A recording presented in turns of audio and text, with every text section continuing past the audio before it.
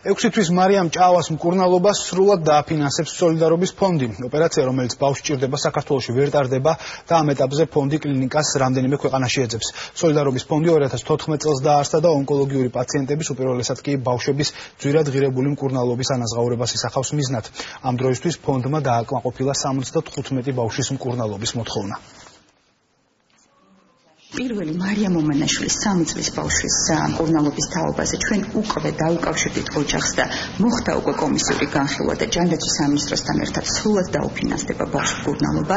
ლიანა ჯაფარიძესთან დაკავშირებით მოხდება პროცედურულად განხილვა, ასევე ჯანდაცვის სამინისტროსთან დაფინანსებასთან ერთად, ხოლო დღეს გასულ განცხადებასთან დაკავშირებით მარიამ ჭავას იყო დაგეგმილი ქირურგიული ოპერაცია, მაგრამ თვითონ შემთხვევის სირთულიდან გამომდინარე საქართველოში და ასევე მოწვეულმა სპეციალისტებმა უარი განაცხადეს ქირურგიულ ჩარევაზე და ჩვენ ვეძებთ ალტერნატიულ გზებს. დღეისთვის მარიამ ჭავას არ უდგას ფინანსური დაფინანსების პრობლემა, აქ უფრო არის საკითხი მოვიციოთ შესაბამისი ექსპერტიზა და თქვა კლინიკა